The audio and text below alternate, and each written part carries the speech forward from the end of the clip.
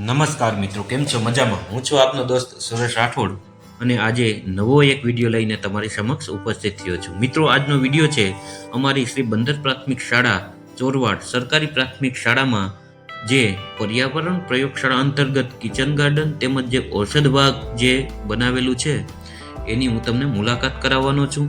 તો મિત્રો, શરૂઆતથી માંડીને અંત સુધી આ વિડીયોમાં તમે મારી સાથે બન્યા રહેજો.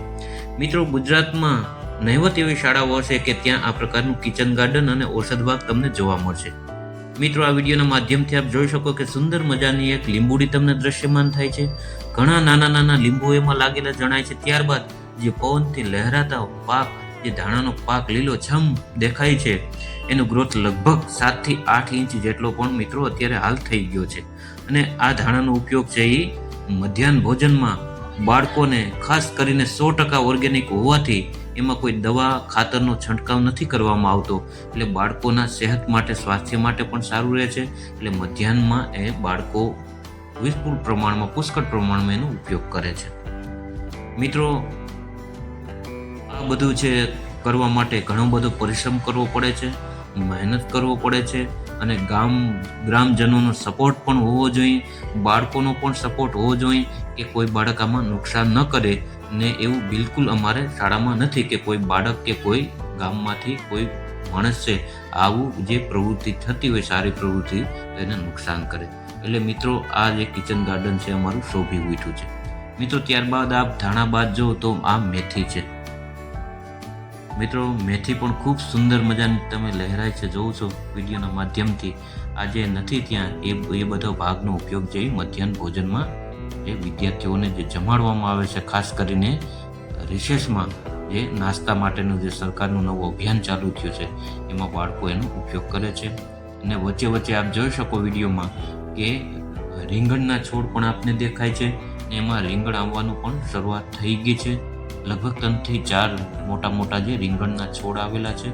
ને એમાં આપ વિડીયોના માધ્યમથી જો કે હાલ મોટા ઉતારેલા છે, નાના નાના આપને રીંગણ એમાં દ્રશ્યમાન થાય છે, દેખાય છે. તો મિત્રો, આ બધું શક્ય ક્યારે બને? તો કે ગામનો સપોર્ટ હોય, બાળકોનો સપોર્ટ હોય, સમગ્ર શાળાનો જે સ્ટાફ હોય એનો સપોર્ટ હોય, ત્યારે આ બધું શક્ય બને છે.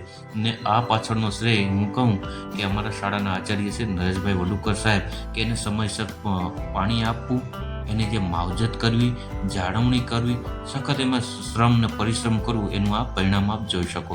ત્યારબાદ મિત્રો, આપ જોઈ શકો કે સરગવાના મોટા મોટા વૃક્ષો અમારી શાળામાં લગભગ 4 થી 5 આવેલા છે. ફરતી બાઉન્ડ્રી મિત્રો આપ જોશો તો ક્યાંય ને ક્યાંય તમને હરિયાળીના વૃક્ષો, છોડ, ઔષધિ છોડ તમને જોવા મળશે. તો મિત્રો, આ સરગવાનું જે વૃક્ષ તમને દેખાય છે એ ખાલી વૃક્ષારોપણ જ નહોતું કરેલું, તો એની માવજત કરેલી ને હાલ આપ એમાં જો કે એમાં શીંગો પણ આવવાની શરૂઆત થઈ ગઈ છે. ફૂલોથી લથબથ જે ફૂલોનું આવરણ આવેલું છે અને ટૂંક સમયમાં એમાંથી મોટી મોટી શીંગો પણ આપને જોવા મળશે. મિત્રો, શાળાની ફરતી બાજુ જે બી વધારાની જગ્યા હતી ત્યાં આ વાવી દેવામાં આવ્યા છે. ત્યારબાદ આ ચિત્રના માધ્યમથી જો કે સરગવાની શીંગો લગભગ 10-12 દિવસની અંદર ખાવા લાયક મિત્રો થઈ જશે. તો મિત્રો, આ બધું છે એ ક્યારે બને? તો કે એમાં ઘણો બધો સમય આપવો પડે છે, મહેનત ઉછેર કરવો પડે છે. ત્યારબાદ મિત્રો, આપ ચિત્રમાં જો કે સુંદર મજાના જે ચોરવાડના પ્રખ્યાત જે લોટણના નાળિયેર છે મીઠા, એનું પણ લગભગ અમારી શાળામાં 15 થી 20 નાળિયેરીનું પણ છોડનું વાવેતર કરવામાં આવ્યું છે. તો મિત્રો, આ વિડીયો તમને કેવો લાગ્યો? ને જો તમને સારો લાગ્યો તો એક સુંદર મજાનું કમેન્ટ જરૂર કરજો અને તમારા મિત્રોને શેર પણ જરૂર મિત્રો કરજો. નમસ્કાર.